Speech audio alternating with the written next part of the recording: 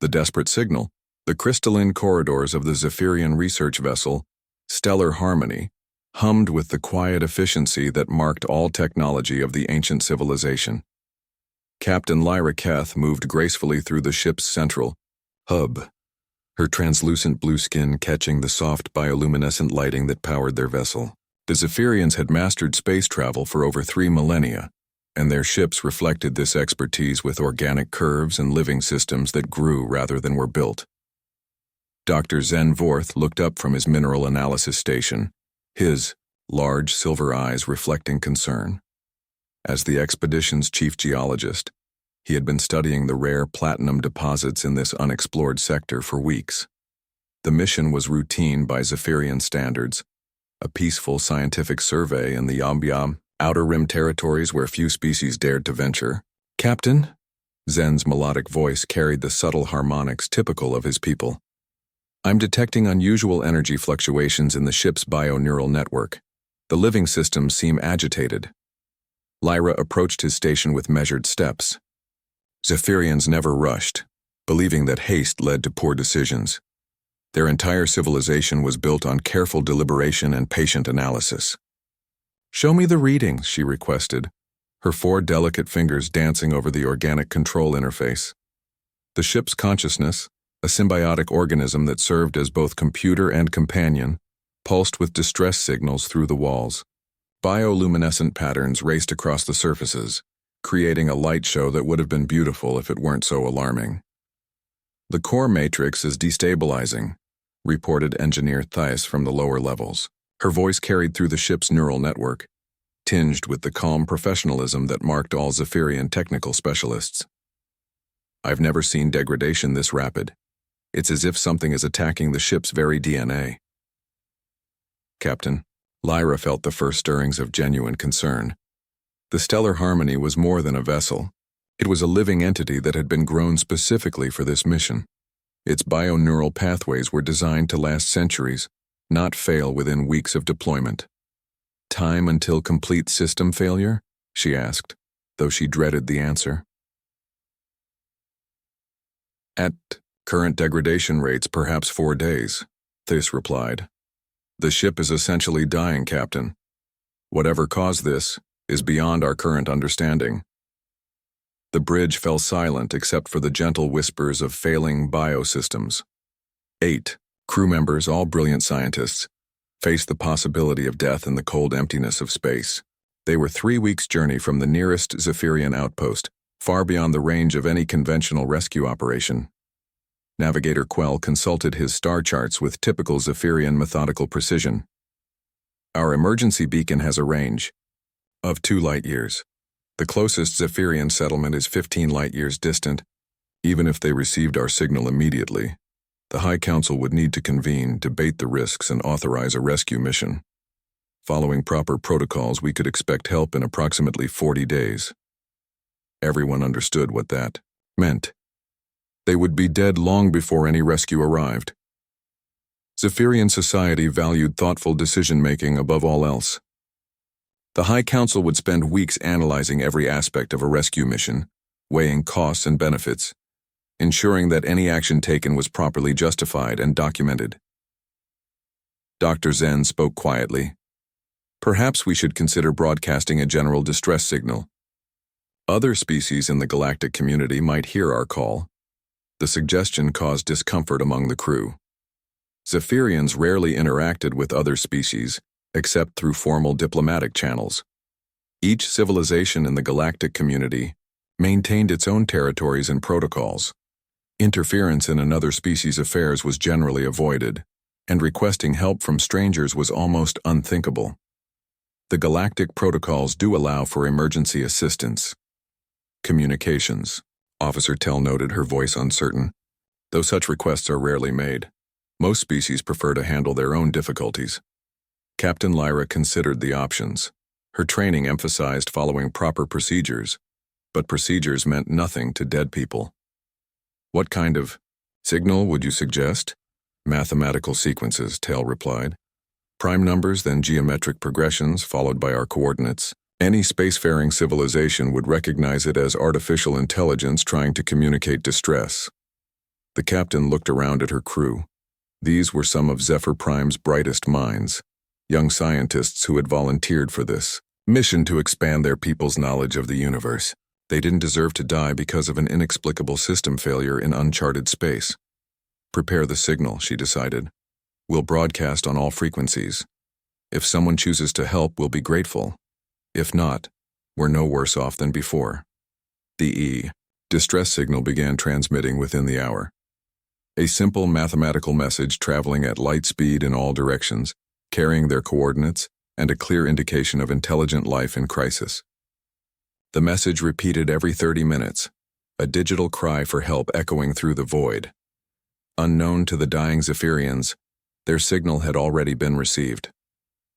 Commander Sarah Chen sat in Earth's Deep Space Monitoring Station, a massive facility, hidden within the asteroid belt. Her shift had been quiet until the alien mathematics appeared on her screen. She had been monitoring space communications for 15 years, but she had never seen anything like this. The pattern was unmistakable. Prime numbers 2, 3, 5, 7, 11, 13. Then the Fibonacci sequence 1, 1, 2, 3, 5, 8, 13. Finally, coordinate, data that pinpointed a location in unexplored space. Sarah's training kicked in immediately. "Control, this is Deep Monitor 7. She spoke into her communicator with barely controlled excitement. "I'm receiving what appears to be an alien distress signal. Mathematical progression followed by spatial coordinates. This is not a drill." Within minutes, her quiet monitoring station became the center of frantic activity. Admiral Marcus Webb arrived first, still wearing his exercise clothes after being pulled from the gym. As Earth's senior rescue coordinator, he had overseen thousands of emergency operations, but never anything like this. "Are you certain it's genuine?"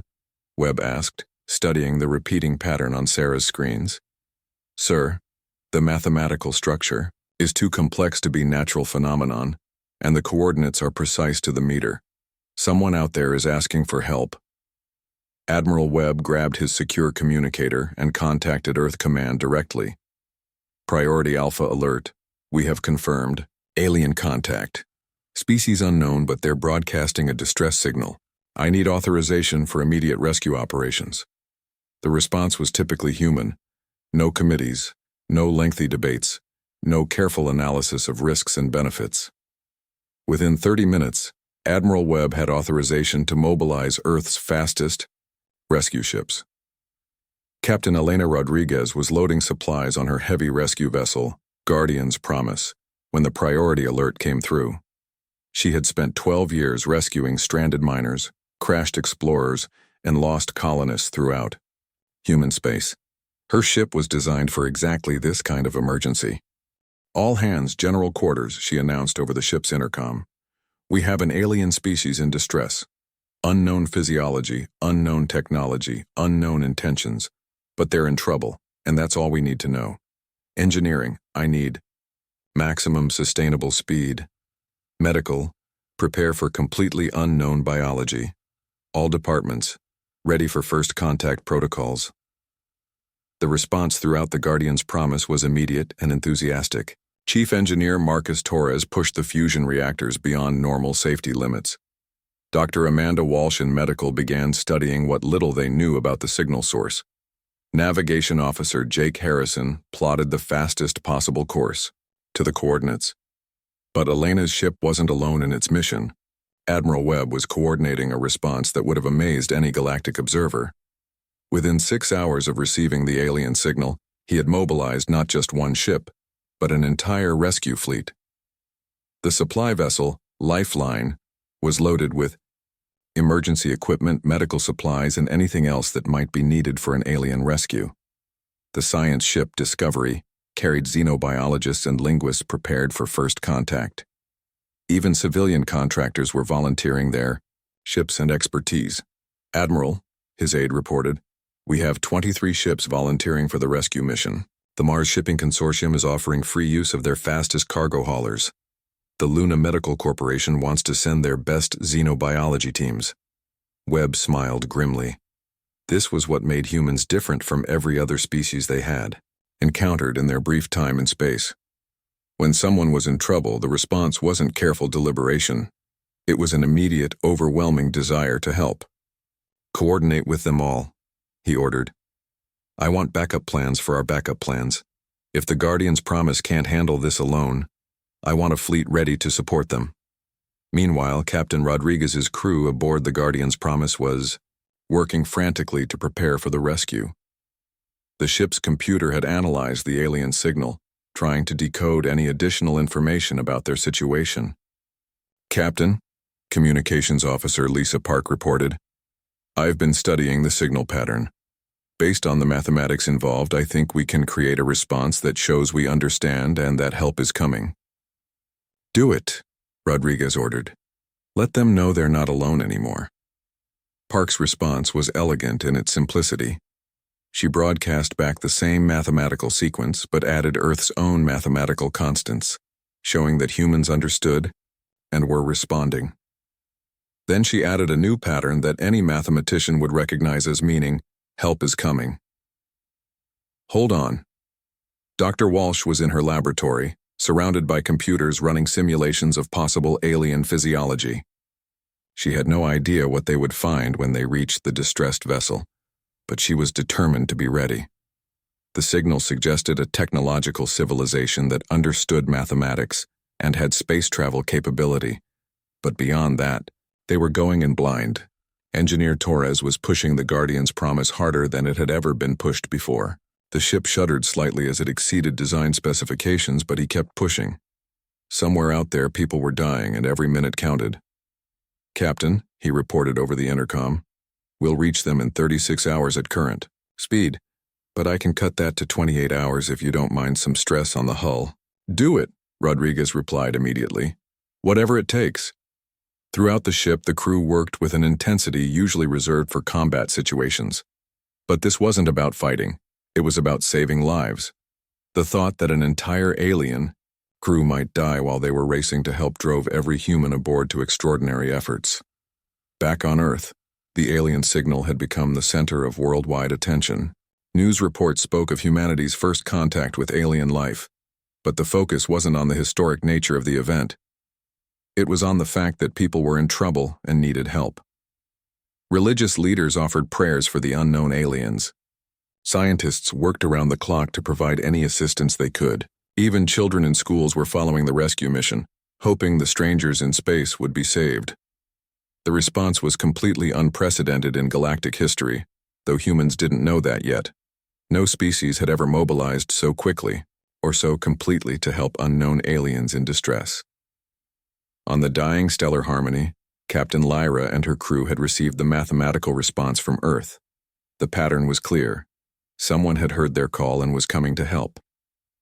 But who they were and why they would risk themselves for complete strangers remained a mystery that would soon change everything they thought they knew about the universe. The impossible rescue, the bioluminescent walls of the Stellar Harmony. Pulsed weekly as the ship's living systems continued their inexorable decline, Captain Lyra Keth stood on the bridge watching their life support readings drop steadily toward zero. It had been 28 hours since they received the mysterious mathematical response to their distress call, but space remained empty around them. "Captain," Navigator Quell reported from his station, his voice carrying the resignation typical of Zephyrians facing inevitable death. "I'm detecting multiple energy signatures approaching at impossible speeds. Whatever responded to our signal, they're not traveling alone." Every head on the bridge turned toward Quell's displays. The sensor readings showed not one ship, but an entire fleet racing toward their position. The lead vessel was massive, easily 4 times the size of the Stellar Harmony, with energy readings that suggested military-grade propulsion systems. "How long until they reach us?" Lyra asked, though part of her wondered if their rescuers might arrive too late. 14 minutes, Quell replied, rechecking his calculations twice in typical Zephyrian fashion. "Captain, they're moving at speeds that should be physically dangerous. No rational species would push their engines to such limits unless—" He paused, the implications sinking in. "Unless what?" Dr. Zen asked from his science station. "Unless saving lives was more important to them than their own safety," Quell finished quietly. Medical Officer Scythe looked up from her monitoring station with growing amazement. Captain, I'm reading biosigns from the approaching vessels. The dominant species appears to be carbon-based, similar to us. But their physiology is fascinating. Their heart rates and neural activity suggest they're in a state of controlled excitement, not fear or aggression. Engineer Thys reported from the lower levels. The lead ship is broadcasting on multiple frequencies. They're sending technical schematics, medical data, and what appears to be repair procedures. It's as if they're trying to send us everything they think might help before they even arrive. The crew exchanged looks of wonder. In all their studies of galactic civilizations, they had never encountered behavior like this. Species might offer assistance if there was mutual benefit, but risking multiple ships and crews for complete strangers was unprecedented. All hands, Captain Lyra announced over the ship's neural network. Prepare for first contact. These beings chose to help us, when they had no obligation to do so. We will show them the respect and gratitude they deserve. Aboard the Guardian's Promise, Captain Elena Rodriguez stood on the bridge watching the alien vessel grow larger on their main screen. The ship was beautiful, in a way that spoke of organic engineering, all flowing curves and living surfaces that seemed to pulse with their own light. Dr. Walsh, what's your assessment? Rodriguez asked her xenobiology specialist. Dr. Amanda Walsh studied the readings from her science station, her excitement barely contained. Captain, their ship appears to be biomechanical, possibly grown rather than built. I'm reading 8 life signs aboard, all showing signs of severe stress but still stable. Their atmosphere is compatible with ours, though with different gas ratios. Most importantly, their biology suggests they're herbivorous and non-aggressive. Chief Engineer Torres reported from his station. Their propulsion system is failing completely, Captain. I'd estimate they have maybe 6 hours of life support left, but their power grid is collapsing faster than expected. We need to act quickly. Rodriguez nodded grimly. Mr. Park, open all communication channels. Let's try to talk to them. Communications Officer Lisa Park had been working frantically to establish contact since their arrival.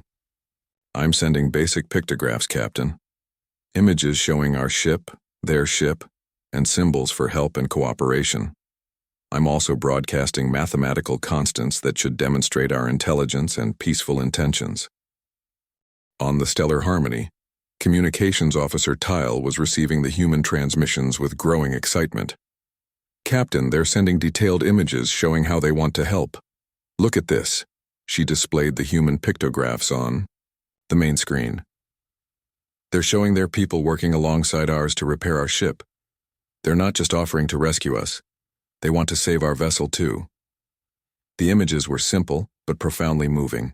Human figures and Zephyrian figures working together, sharing tools and knowledge, fixing the damaged biosystems that were killing the stellar harmony. Most importantly, the images showed no weapons, no demands, no conditions for their help. They want permission to come aboard, Tail translated. They're asking, not demanding. Dr. Zen looked worried. Captain, we know nothing about these beings. Their rapid response suggests either advanced technology or dangerous recklessness, or, Captain Lyra said quietly, it suggests a species that values life above all else. Look at their actions, not their speed. They traveled at dangerous velocities to reach strangers in distress. I'm going to trust them. She instructed Tile to send back an affirmative response using the same pictograph system. Within minutes, the humans acknowledged and began preparing what looked like multiple shuttles to transfer between ships. Captain Rodriguez personally led the first boarding party, accompanied by Dr. Walsh and Engineer Torres. They wore environmental suits designed to handle unknown atmospheres and carried translation devices that might help with basic communication. Remember, Rodriguez told her team as they prepared to board the alien vessel, we're here to help. These people trusted us enough to let us aboard, when they could have just as easily seen us as a threat. Let's show them what humanity is capable of when someone needs help. The docking procedures were awkward since both ships used completely different design philosophies, but human engineering adaptability showed its worth. Torres managed to create a temporary airlock connection using portable equipment and improvised seals. When the airlock finally opened and the first human stepped, aboard the Stellar Harmony, history was made. Captain Lyra stood waiting in the docking bay, flanked by her senior officers. The moment was tense for both species, but what happened next would be remembered for generations. Captain Rodriguez removed her helmet first, showing her face to the aliens. She was a middle-aged woman with kind brown eyes and graying hair, and her expression was one of genuine concern, rather than curiosity or aggression. "Hello," Rodriguez said simply, knowing they wouldn't understand the words but hoping her tone would convey peaceful intentions. "We're here to help." Captain Lyra was tall and graceful, with the translucent blue skin and large silver eyes typical of her people. She had been expecting something more threatening, but these humans radiated a calm competence that spoke of genuine desire to assist. Dr. Walsh immediately began using her medical scanner to analyze the ship's atmosphere and the Zephyrian physiology. She held up her scanner and pointed to herself, then to the Zephyrians, trying to communicate that she was studying them in order to help more effectively. Engineer Torres wasted no time getting to work. He pulled out a portable diagnostic tool and gestured toward the damaged areas of the ship. His meaning was clear. He wanted to assess the damage and begin repairs immediately. The language barrier proved less difficult than expected. Both species were intelligent and used mathematics and engineering principles that were surprisingly similar. Torres was soon working alongside Engineer Thys, with both of them pointing at schematics and nodding when they understood each other's suggestions. Dr. Walsh's examination of the failing biosystems revealed the extent of the crisis. She showed Captain Lyra her readings using numbers and gestures to indicate that they had very little time left. Then she gestured to her own ship and made symbols indicating they could provide additional life support and medical assistance. What amazed the Zephyrian crew was the intensity of the human response. They didn't just provide minimal assistance to get the aliens out of immediate danger. They threw everything they had into saving the Stellar Harmony itself. More shuttles arrived carrying power cells, tools, medical supplies, and even spare parts that could be modified to work with Zephyrian biotechnology. Dr. Walsh brought over human medical equipment and began setting up a treatment center for any Zephyrians who might be suffering from the effects of their failing life support. Within hours, the Stellar Harmony's biosystems were stabilized using a combination of human technology and Zephyrian bioengineering. The immediate crisis was over, but the humans didn't stop there. They continued working to repair the ship's propulsion systems, sharing their knowledge and resources with unprecedented generosity. "Why?" Captain Lyra finally managed to ask through their improvised translation system. "Why do this for strangers, Captain?" Rodriguez paused in her coordination of the repair efforts. The question seemed to genuinely puzzle her. "Because you needed help," she replied simply. "Because you're people, and people help people. It doesn't matter what you look like or where you come from." The translation system struggled with the concept, and several Zephyrians looked confused. Dr. Zen approached the human captain with obvious bewilderment. "But we offer nothing in return," he said through the translator. "You gain nothing from saving us. Your civilization expended resources and risked lives for complete strangers. This makes no logical sense." Rodriguez smiled sadly. "Logic isn't always the most important thing. What kind of people would we be if we only helped others when we got something in return? What kind of universe would this be if everyone just looked out for themselves?" As the two crews worked together, a profound cultural exchange began to take place. The Zephyrians were fascinated by human technology and engineering approaches, but they were even more amazed by human attitudes and motivations. Engineer Thys worked closely with Torres, learning human repair techniques while teaching him about biomechanical systems. "Your people," she said during a break in their work. "They all volunteer for dangerous missions like this?" Torres nodded. "When someone needs help, there's never a shortage of volunteers. It's just how we are. But your families, your own safety—" "My family would be ashamed of me if I didn't help people in trouble," Torres replied. "They raised me to believe that everyone matters, not just humans." Dr. Walsh was having similar conversations with the Zephyrian medical staff. "In your medical oath," she asked Dr. Sith, Do you promise to help only your own species? Of course not, Scythe replied. All life is precious, but we would need approval from our medical council before treating unknown species. The procedures, the protocols. Sometimes there isn't time for protocols, Walsh said gently. Sometimes you have to choose between following rules and saving lives. The philosophical differences were profound, but so was the growing mutual respect. The Zephyrians began to understand that humans possess something rare in the galaxy, an instinctive drive to help others regardless of personal cost or benefit. News of the rescue spread quickly through human space and beyond.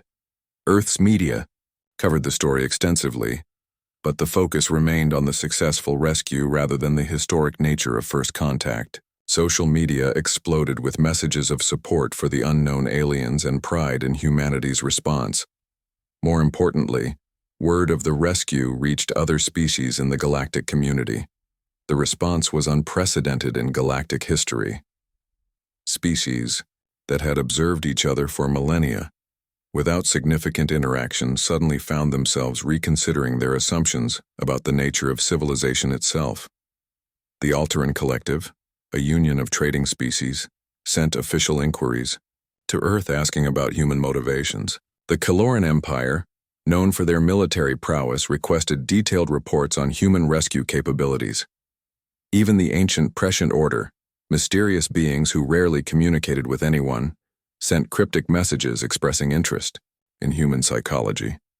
But the most significant reaction came from the Zephyrian High Council itself. When they received news that not only had their scientists been rescued, but that an unknown species had risked multiple ships and crews to save 8 strangers, they called an emergency session for the first time in 3 centuries.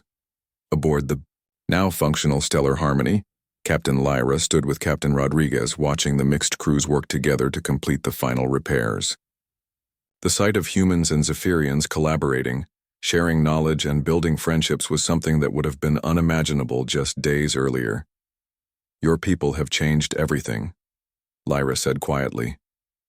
The galactic community has maintained peaceful coexistence for millennia, but we've never seen anything like what you've done. You've shown us that there's a difference between not harming others and actively helping them. Rodriguez looked thoughtful. We're still learning about the galaxy ourselves, maybe that's part of it. We haven't had time to develop all the protocols and procedures that prevent action. When we see someone in trouble, we just react. And if we had been hostile, Lyra asked, if this had been a trap, then we would have dealt with that when it happened, Rodriguez replied. But we couldn't let you die just because of what you might have been. We had to respond to what you actually were, people in trouble who needed help. As the joint crews put the finishing touches on the Stellar Harmony's repairs, both captains knew they were witnessing the beginning of something unprecedented in galactic history.